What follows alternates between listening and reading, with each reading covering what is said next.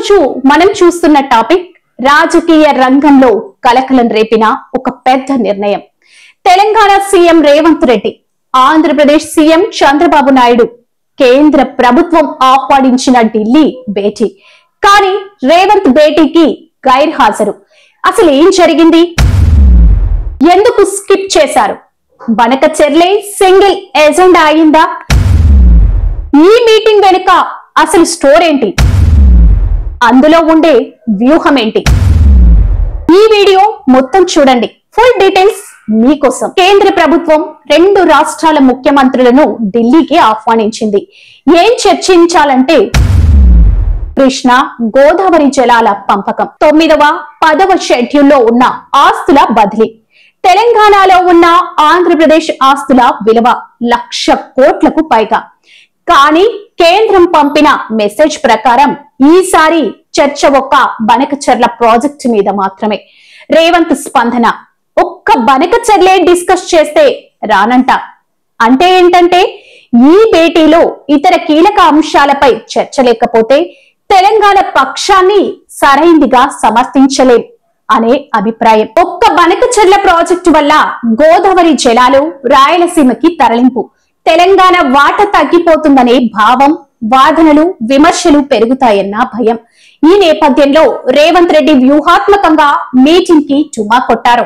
81,000 కోట్ల బడ్జెట్ తో రూపొందిన ప్రాజెక్ట్ గోదావరి జలాన్ని రాయలసీమకి తీసుకెళ్లే లక్ష్యం. తెలంగాణ అభిప్రాయం, ఇది గోదావరి వాటలో తెలంగాణ హక్కు మీద దెబ్బ. సముద్రంలో కలిసే నీటిని వాడుకలోకి తేవడం అన్నదే వివాదం. ఇది బేస్ మీద కేసీఆర్, జగన్ కూడా ఈ ప్రాజెక్టును ముందుగా ప్లాన్ చేసినట్టు రేవంత్ వ్యాఖ్యలు. రేవంత్, చంద్రబాబు భేటీ జరిగినట్లయితే బీఆర్ఎస్ పార్టీ గోదావరి నీళ్లు ఇచ్చేశారా అన్న ఆరోపణ, బీజేపీ తెలంగాణ అధికారుల వైఫల్యం అంటూ విమర్శలు, ప్రజల్లో తప్పు ముద్ర పడే ప్రమాదం. ఈ నేపథ్యంలో రేవంత్ టీచర్ ను మించిన శిష్యుడిగా పరిస్థితిని సమర్థవంతంగా మేనేజ్ చేశారు. జనకచెర్లకు ముందుగా గాలేరీ నగర్, వెలిగొండ పూర్తి చేయవచ్చుగా.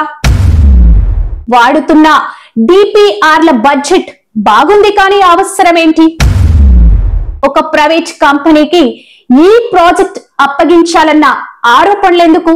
కానీ చంద్రబాబు నాయుడిని దృష్టిలో పెట్టుకుని ఇది 2047 విజన్ లో భాగం.